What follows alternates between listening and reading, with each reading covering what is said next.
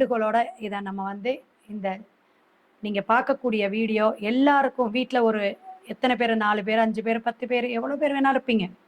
So எல்லாருக்குமே வந்து ஒவ்வொருத்தருக்கும் ஒவ்வொரு நட்சத்திரத்தில் நம்ம வாங்கி வந்த கர்ம வினைப்படி பிறந்திருப்போம். அப்போ இறைவனே ஒவ்வொரு இறைவன் அவதாரமுமே ஒவ்வொரு நட்சத்திரத்துலேருந்து தான் நம்ம நிறைய புராண கதைகள்லாம் படிச்சிருக்கோம்.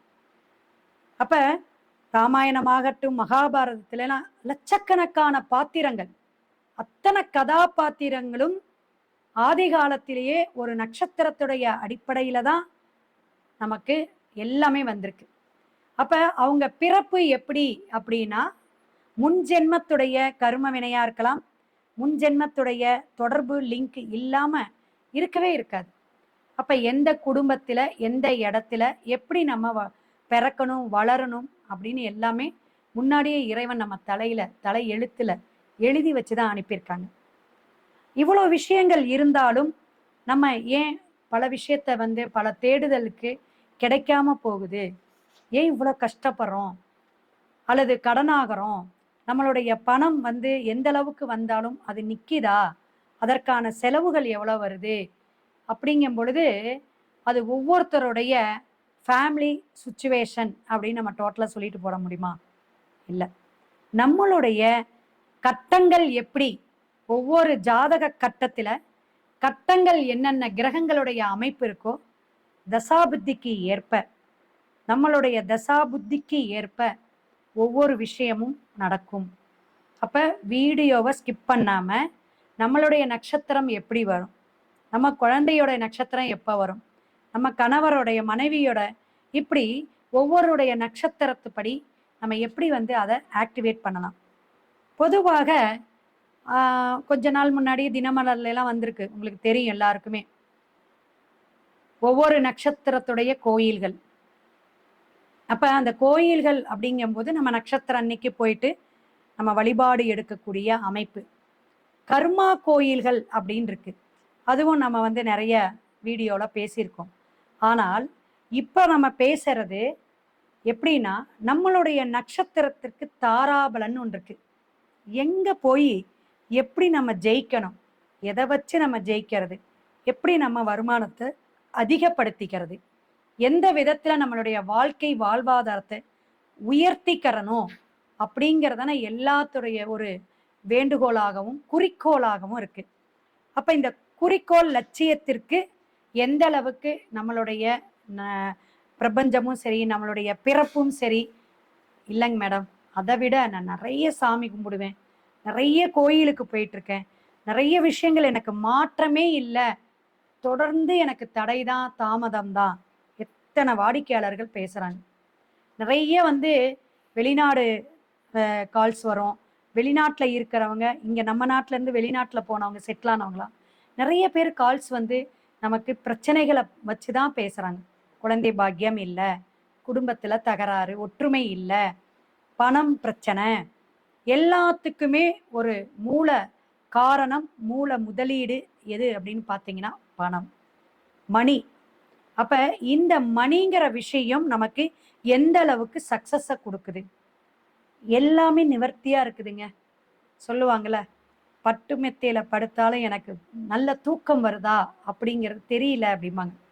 அந்த அளவுக்கு நம்மளுடைய பிரச்சனைகள் அதிகமாக இருக்கு. அப்ப அந்த ஸ்ட்ரெஸ் எந்த அளவுக்கு வந்து நம்மளை வந்து பாடாப்படுத்துது, பல சிந்தனைகள், பல எதிர்பார்ப்புகள், இதெல்லாம் நமக்கு வந்து ஒரு விஷயத்துல வந்து அது பிரேக் ஆகி நிற்கும் போது மன உளைச்சல் அதிகமாயிரும்.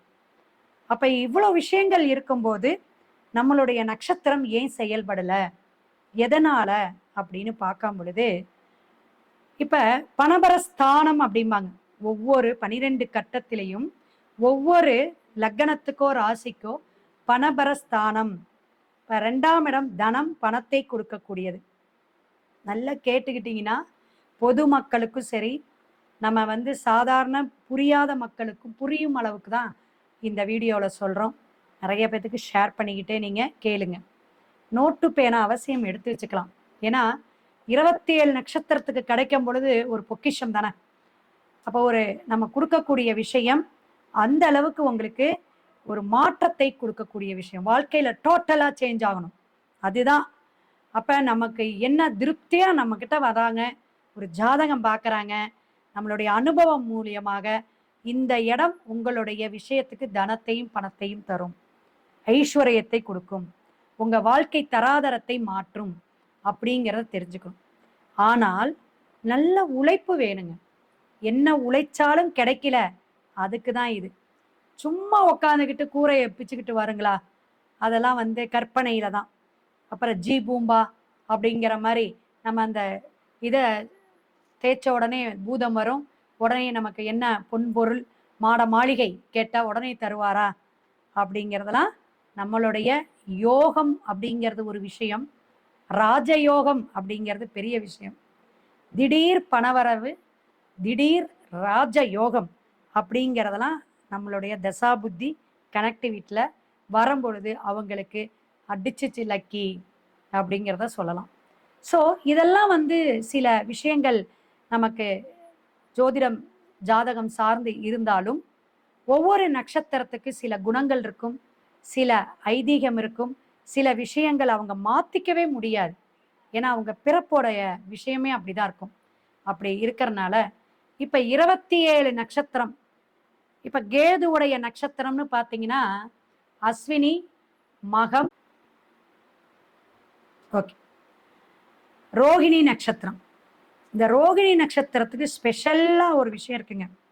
ஏன்னா கிருஷ்ணர் அவதரித்தவர் அப்படின்னு ஒரு மிக அற்புதமான நட்சத்திரம். ஆனா பொதுவாக 27 நட்சத்திரத்துல போர்க்களம் வந்துட்டு போகுதுங்க.